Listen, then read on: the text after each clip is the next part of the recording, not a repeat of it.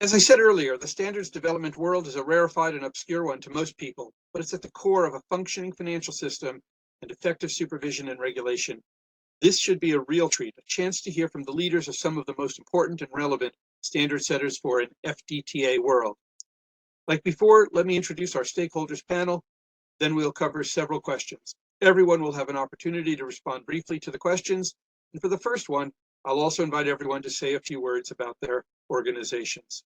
So let's welcome Michelle Savage, who's been VP of Communication since 2007 for XBRL US, the US National Consortium for Standardized Business Reporting. Her contribution has been enormous with respect to the adoption and success of XBRL as an open source technology standard in multiple reporting domains, including banking and public company reporting.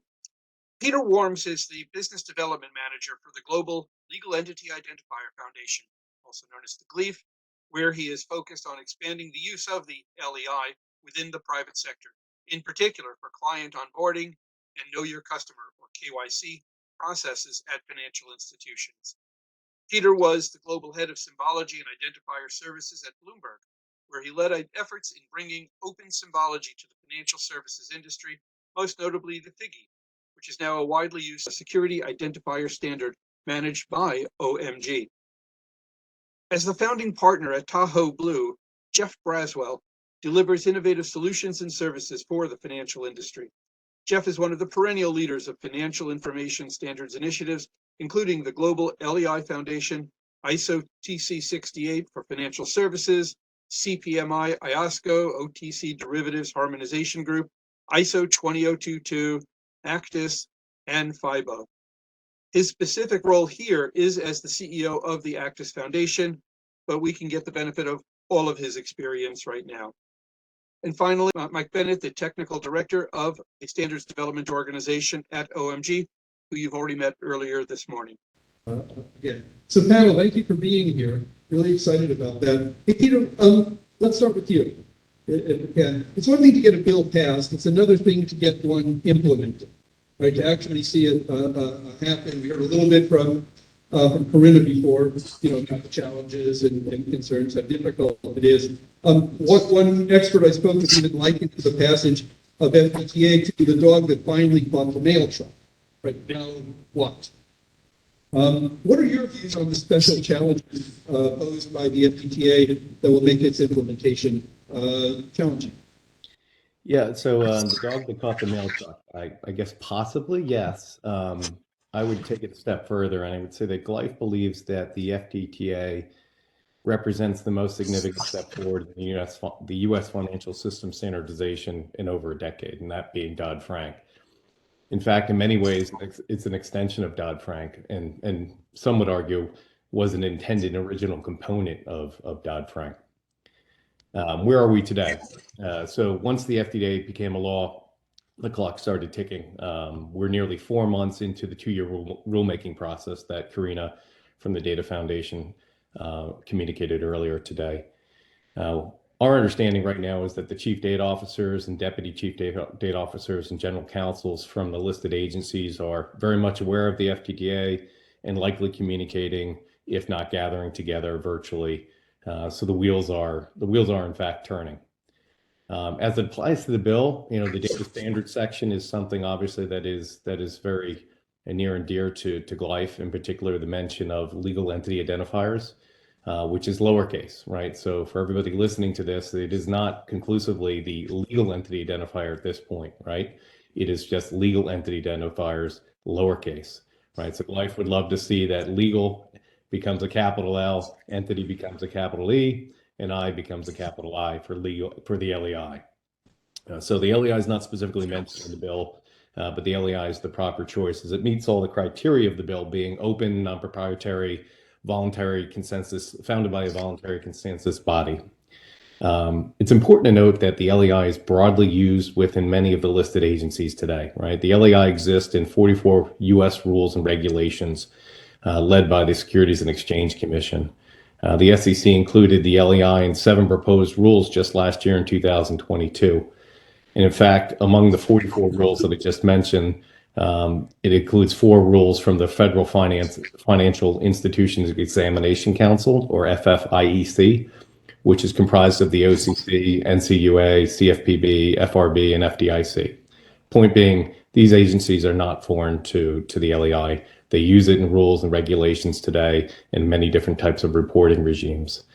And as I turn this over to the next question, which I believe will be directed to XBRL, it's also important to note that the LEI is included in the XBRL taxonomy. And the XBRL is also used by technology is also used by the SEC and the FDIC. So by no means do I suggest that the rulemaking component here is easy, but there's certainly precedence for both the LEI and XBRL based on history. Well, thank you, Peter. And speaking of XBRL, Michelle, what are your thoughts in terms of the challenges that are posed by FDTA? What's going to be difficult about, if anything, about for XBRL and other standard centers looking to work with agencies to get this into the real world? Sure. Thanks, David. And thanks so much for inviting us to be here today. We're also very excited about the FDTA. We think this is a big opportunity for greater transparency, greater accountability. And just to build on what Peter was saying, we absolutely agree that the LEI should be the legal entity identifier adopted because it's widely used, it's global, it just makes the most sense. And I think to your point, David, earlier about the challenges and what do we do now? I think to a large extent, I think the passage of the FDTA and the move to greater standardization and automation was kind of inevitable. I think we've been moving down this path for years. The SEC adopted the XBRL standard back in 2008, and they've been expanding upon it. The FDIC adopted it back in 2005. The Federal Energy Regulatory Commission adopted data standards in 2021. So we've been kind of moving down this path for a long time. And frankly, the United States is a little bit behind the 8 ball in terms of the rest of the world. Globally, standards have been adopted much more quickly than here in the US.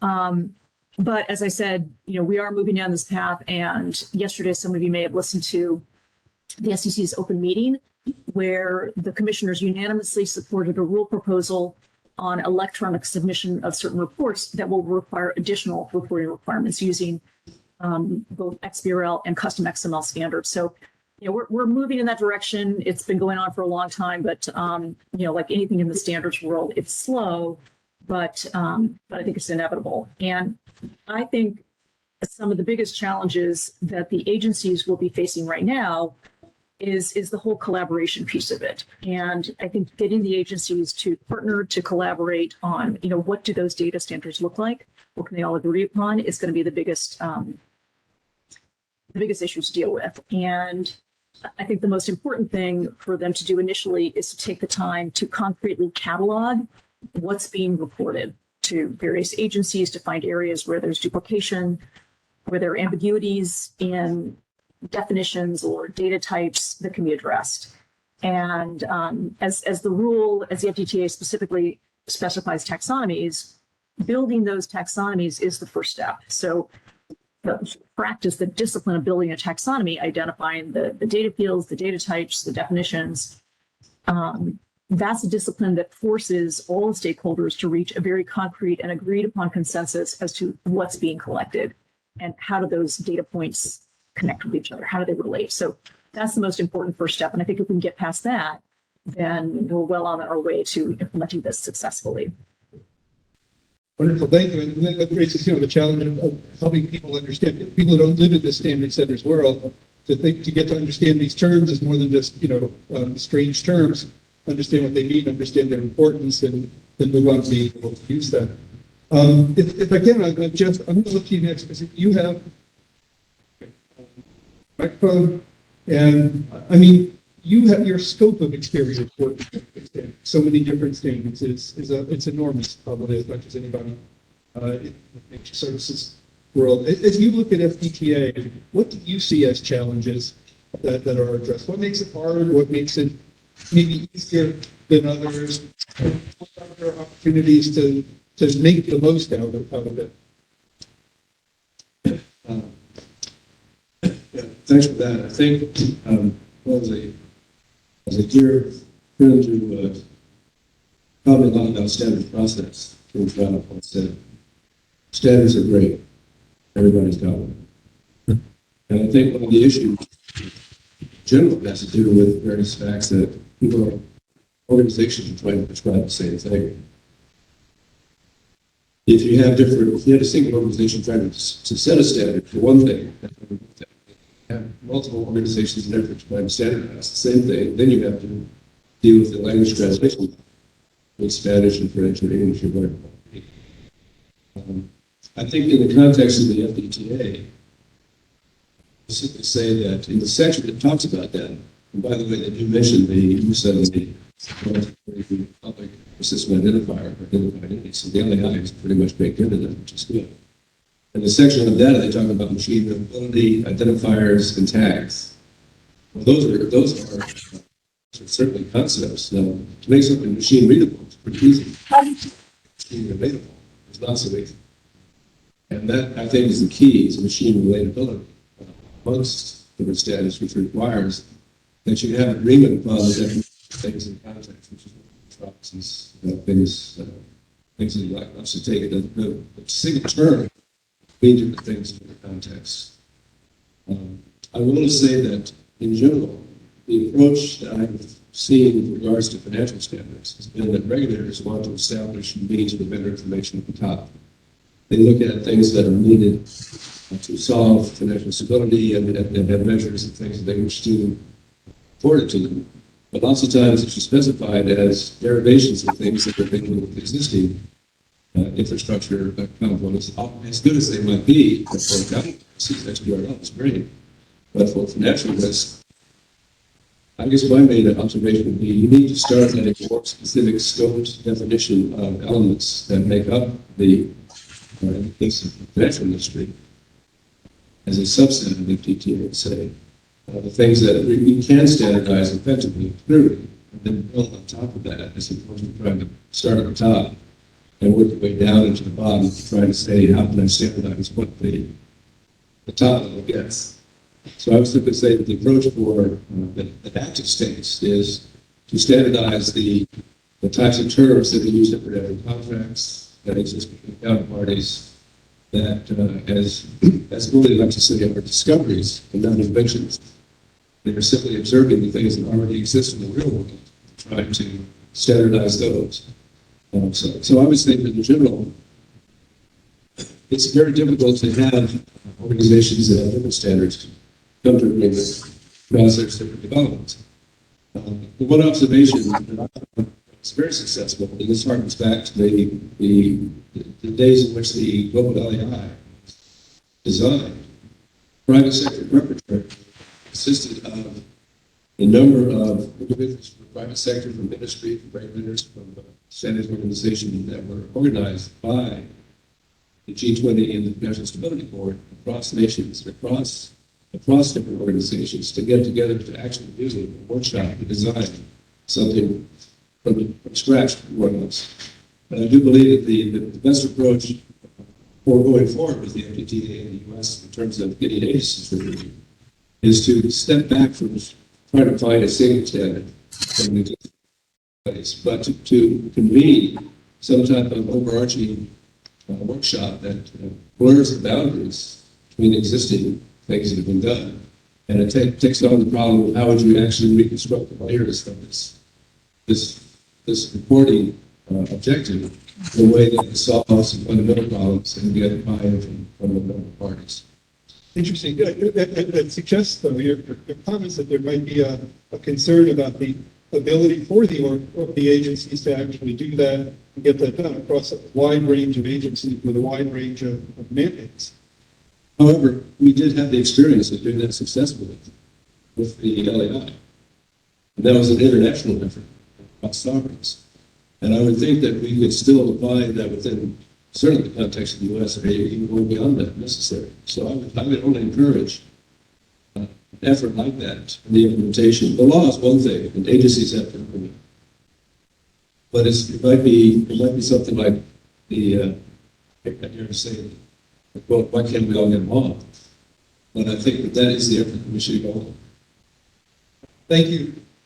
Michelle, if I can move on to another question. FDTA calls out that standards must be developed by voluntary consensus standards bodies, VCSBs, like OMG and like others.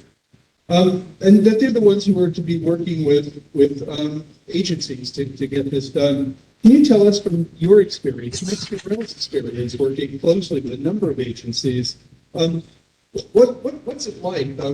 What's the process of standard setters engaging with agencies? What's the give and take like?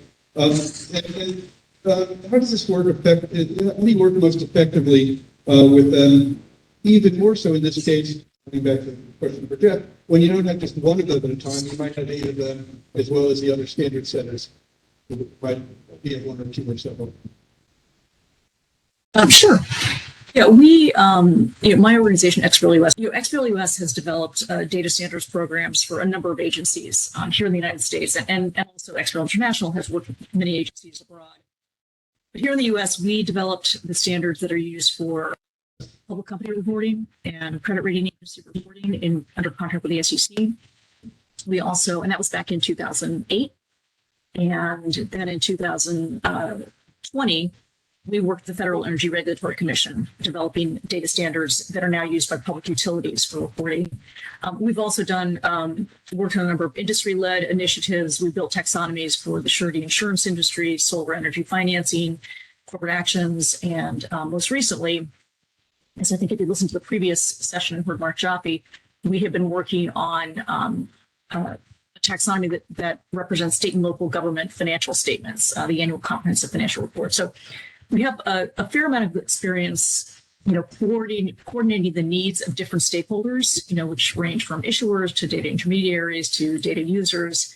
And we also work very closely with accounting standard setters because I think as it was expressed earlier in the session, the FDTA calls for existing accounting standards to be used, like FASB and IFRS and GASB or whatever accounting standard setters is responsible for a particular standard that's used for reporting. So, we continue to work very closely with those accounting standard setters now because we're continuing to support, SEC reporting. And what we've also been doing of late, just to kind of facilitate the use of the standard, is bringing together government agencies that use XBRL and bringing them together. So like the FERC, the FDIC, and the SEC are the big agencies here in the US that use XBRL. We've been facilitating periodic meetings to help them coordinate on different issues that may arise as they're coming up with the rules, as they're using the data, so they understand what kind of open source tools are available, so they can share ideas about how they deal with particular situations that arise. And also so that we can identify new reporting needs that they may have. And we can bring those back to our technical working groups within XBRL International to focus on expanding the specification where it's going to help. And so I think, it's very important to have those relationships and to better understand the needs of the market. And not only with the regulators and with the accounting standard setters, but as David, as I think you mentioned earlier, as with the other standards organizations, like as I mentioned, GLEIF and XBRL US, work closely together because we kind of agree we have the same philosophies in terms of what's going to work from a standards organization, and also the FIGI, the Financial Instrument Global Identifier that's maintained by OMG. We also think that is an appropriate securities identifier going forward. So it's really coordinating with all those groups that's important. And that's the way that we're going to be effective, is if we can kind of, work together and promote standards that are going to work for everybody. Michelle, thank you. And let me turn that now to Mike Bennett in terms of, OMG is working with governmental entities. We're also working, with ISO and other standard setters. Can you talk a little bit about how that works, what makes it work best, and related to the context here of FTTA. I think the first and most important thing is that, you know, people come along and say, oh, I have setting standards, everybody has a standard, you know, but there's so many of them. There's actually so many kinds of things that can be standardized. And so, you know, Jeff talked about the process of discovering what there is rather than setting it out. You know, there are kinds of standards that define the business meanings of things. So what does it mean to be a security? Well, you look at the Howey Cat from like, you know, 40 or 50 odd years ago. What does it mean to be a legal entity or legal person? Which, by the way, the LEI, the thing that's an entity LEI isn't quite the same meaning as if you go to a lawyer and say legal entity and they see it as a similar legal person. There's about a 99% overlap, but not the same concept. So capturing the concepts is a kind of standard, and we often calculate anything with ontology. Sometimes people do it in vocabularies or one of three possible meanings of the word taxonomy. Then you have data stuff, you know, data models, you have interfaces. OMG has a lot of data distribution, interfacing type of standards. We need all of these. We need to get the kinds of standards. Obviously, you've got XML messaging standard like FIX and XBRL and so on, specialized reporting standards, XBRL in particular. They all have a niche. They're not as in competition. People from a distance often think, oh, why have we got so many of these? Aren't they all doing the same thing? They're not. We've got to understand the layers. We've got to understand where business meaning comes in, where data ontologies come in, like 5.0, that give you an ontological representation for linked data, where real-world things like the cash flow commitments that ACTUS defines come in, and the legal nature of real things. If we understand all of those, then we understand how we standardize each of those and how those standards fit together, and who are doing those things. Because a lot of doing those things might think, I'm a data, but I might think everything's data, and the whole problem of the world needs solved by the stuff that I do. The person next to me says, oh, I'm an interface person, everything's interface, it's the whole problem. And then there's ontologists like Mike Bennett or somebody who go, well, everything's solved by ontology. So we've got to figure out how to get it all to humbly come together and find out, well, what do you do, and what do you do, and where are the interfaces between them, and who are the standard bodies for doing each of those things, and where the gaps we can help fill, either collaboratively, or, okay, W3C needs to do that, or OMG needs to do that, or ISO needs that. So that's how I'm seeing the whole picture there. I was going to talk to you next, so go. Yeah, I just wanted to follow up on that point, and that you're right, it is a mesh of different related standards. But the other observation was, we're talking about how would the agencies deal with this. But from the experience also of the LPI, regulators stop the help of the private sector, because the agencies are not in a position to develop these things. And that's not their job or their expertise. And I believe that if you look at the types of resources, skills, efforts that we have amongst just the people here, between XBRL, GLIEF, OG, and various organizations, ACTUS, whatever, that it is possible, in fact, to have a more broader private sector, independent, industry-wide response to help provide the insight to the agencies, so they're not faced with the onus and trying to decide that they have to be the lead dog and trying to establish something themselves, and so they can participate and comment and be involved without having the feeling that it's a territorial issue. So I really think that we really should be making efforts amongst ourselves to coordinate these various components. And as an example, the link between cash flow contract standards and accounting standards. This has been a topic long-standing to associate properties of things in general ledgers and balance sheets and things that are reported in financial statements with XBRL as line items with the underlying contracts for actually at the account level beneath that. And so by combining these different types of standards and initiatives in the different areas, you're going to come up with a more comprehensive solution. I think that will be acceptable to the agencies that are just looking for better information. So I'm hearing you advocating for an activist role for the standard setting community, including ACTUS, including the others, to bring the expertise, that experience Yes. to bear. Yes, and I think that We really love the standards. We talk about it's OMG and ISO international standards, very important. You know, for things like screw lifts and rev things and things that are truly international, where as it goes. Most standards that really are their work are at a level below that, which are called industry standards. Standards that the industry has adopted amongst themselves for the purpose of making the industry work better. And I think that really is, you know, GS1 has been a long-standing practitioner of this, and gotten different vendors together to work on things. And I really believe that this is kind of, we need to take this kind of a more flexible approach, and not try to treat this as a standards body making a standard. I think it should be something that comes together for the purpose of the objective of solving the intent of better transparent data for the public sector through the help of the private sector.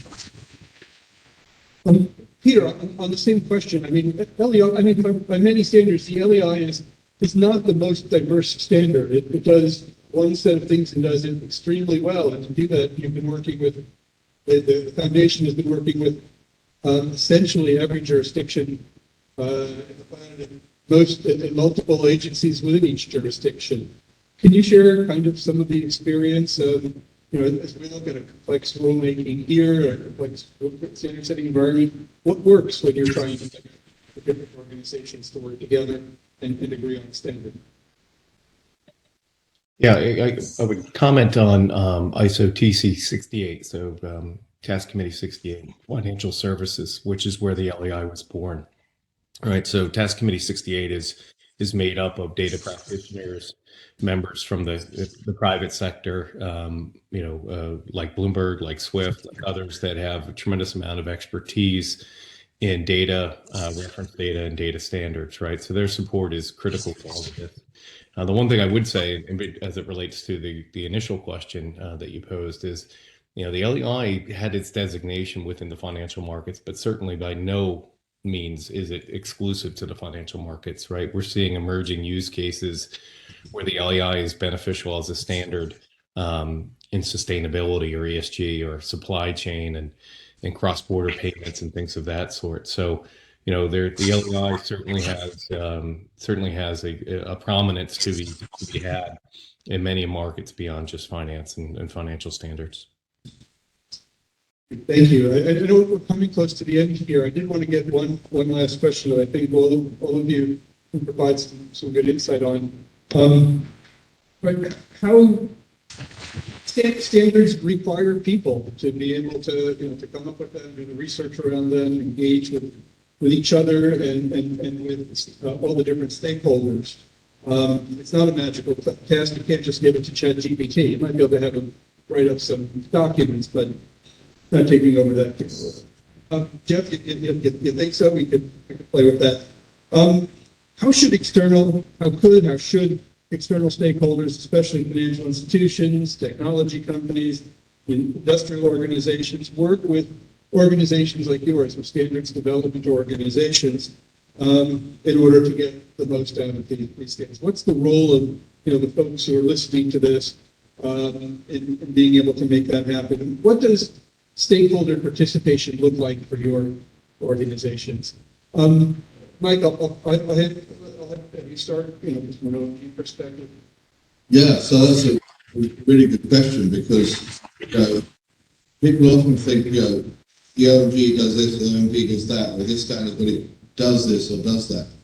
It's you that make the standards, the stakeholders, the people that come. We provide the venue, not just the physical venue, but the kind of logical venue of the processes and the, you know, all the infrastructure you wouldn't even know is there when it's working so well. So I think, as Bennett said before, you know, bringing together all these different kinds of standards thing, it's the same thing. It's like, let's be the venue, come and talk to each other and carve out, you know, sort of beginning of the standards process, you identify the business problem, and carve out those problem spaces. It's all up to you, the members, and, you know, those who could be members, you know, the stakeholders in the industry, both, you know, regulators and those reporting to them and so on, to just come together and figure out the things that need to be done. And, you know, we'll sort of obviously take care of, you know, what comes out the other side is useful and valid and consistent and so on. But yeah, just use us as a community, and let's make this school more. And Peter, the GLEIF has done an incredible job of deploying ambassadors and industry advisory board members and all to be kind of the eyes and ears and engagement, rather than volunteers per se. Can you talk a little bit about what works with that? Has it been helpful? And what should be learned from the GLEIF experience? Yeah, certainly. So GLIEF has its humble beginnings that relate back to the financial crisis post Dodd-Frank, right? And trying to understand and unravel the parties that were akin to any financial transactions. The LEI, as far as I understand it and remember it, was probably the most fast-tracked financial standard to date. But it took a tremendous amount of collaboration. That both Jeff and Mike have mentioned previously, right? So I'll highlight what they just said, not to sound redundant, but when standards when standards come into play, the formation of those standards is certainly appreciative of those that are willing to contribute their time and their experience to those standards, typically in the form of working groups and things of that sort. So it's wonderful to have people that have tremendous amount of experience, not just with standards, but things like reference data, that are willing to put their time to fill and stand firmly to make sure that standards are comprised correctly and are for the greater good. Michelle, what does stakeholder participation look like with XBRL, and how does it ensure the quality process? Sure. I mean, I think, what we historically have done is start with volunteers who are passionate about a particular area, like municipal security, say, for example. And so, we work with a group of people that understand standards, that are passionate about it. But then I think it's kind of incumbent upon the standards organization to recruit subject matter experts that may not even know what questions to ask. But so I guess what I'm saying is, we typically have a volunteer group that's very passionate, very interested. But then we really need to bring in other organizations. So when we develop standards, we actively recruit stakeholder groups that represent reporting entities, intermediaries, data users, software providers, anybody that might play a role. It could be, accounting firms, because without them, we know that the standards will not be successful. So it's great to have a core group of individuals that are very passionate about standards in general or about a particular subject. But we need to get other people involved. And, we always, strongly encourage people to weigh in on standards, to participate in the public review, but even more so to just sit down and talk with us about, okay, what's in a report? What are the, what's the structure of the report? How is it used? You kind of have to get into the details to really understand how to transform that into something that can be unambiguously machine readable. And so, just in terms of the FTTA and implementing this, I think there's going to have to be a lot of, in-depth work done initially to dig into all of those reports, all of the data that's being submitted. How is it prepared? What's the structure? How is it used? And where is there duplication? Can we identify places where maybe a bank is reporting to the SEC, but they're also reporting to the FDIC and reporting the same information? Where is the SEC requiring different reporting entities to submit the same information, but in different formats? There's just so much detail that needs to be assessed. And you need to get down to those subject matter experts that may not really know the right questions to ask. And so you have to kind of pull it out of them. And that's I think, what we've been pretty successful at doing in the various implementations that we've had. So I think, getting stakeholders and subject matter experts involved is really critical. And the other thing that I would strongly encourage, people to do is to, watch the rulemaking process. When rule proposals are published, that's an opportunity to weigh in on not just like what do the standards look like, but what's the rollout? Is there going to be a phase in? What are the initial reporting requirements? Are they going to allow smaller entities to report later so that there's a little bit of learning on the front end. So there are lots of different ways for stakeholders to get involved. And I absolutely agree with everybody, I think, here who said that getting involved early on is going to ensure that we have better standards at the end of the day that can be successfully implemented. And so that's kind of the message that we've been conveying to everybody too. And Jeff, bring it to a close with you. I mean, on the one hand, a few moments ago, you were talking about, the sophisticated ways that standards knowledgeable folks and experienced folks could bring to helping agencies engage. What about those at organizations that are newer to this process and individuals who haven't been through 2 or 3 or 10 standard setting problems? How should they consider jumping in? How should they consider jumping in? Is it too scary for them to even contemplate, or? Well, in the context, really just to express it on the ACTUS works, which is a very narrow scope, it simplifies things because the scope is more narrow. Participants are from industry and to have an interest in understanding how different projects, natural products can be expressed in the standard. But it's based upon it's really the sequel to a successful implementation of these commercially in previous decades. And so there's a lot of groundswell experience that was accumulated in the past that made the case for an open source royalty free standard possible. So the concept of a voluntary consensus standard body does not necessarily have to be a very large organization, but it can be a process in which you can tackle it as somebody with a open consensus to might be more skilled. I will say that in general, the process of getting people involved is challenging.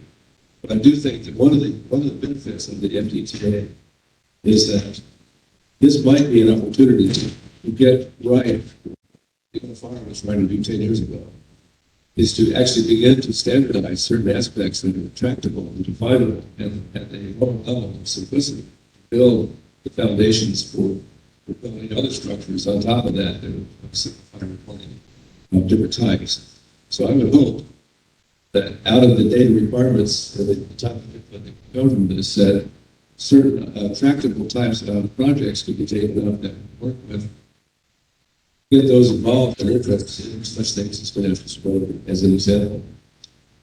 ACTUS participated in a FDIC challenge about 2 years ago to read the power.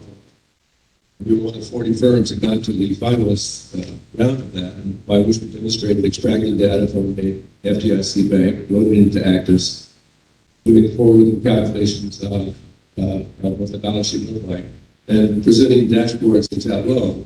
And this actually was a Silicon Valley Bank, just not the Silicon Valley Bank.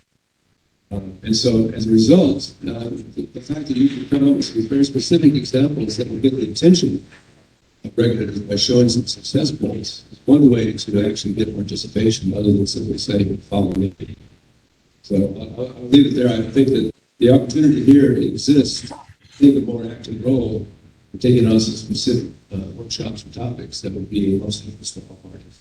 Great. So we can do our share to reach out and bring people into the community, bring their skills, and also share the knowledge. Yes. Process. And obviously, if you're listening and you're interested in this, reach out to OMG. We'd be delighted to engage with you. But also, there's an awful lot of cool stuff that Jeff can tell you about at ACTUS, that Peter can describe to you at GLIEF, and of course that Michelle will be glad to bring you through and help you learn about at XBRL US. There's going to be a lot of work going on. There's a lot of need for complex work to happen, but it also needs new insights, new engagement, and from a broad swath of the financial economy and even beyond the financial economy to public companies and all.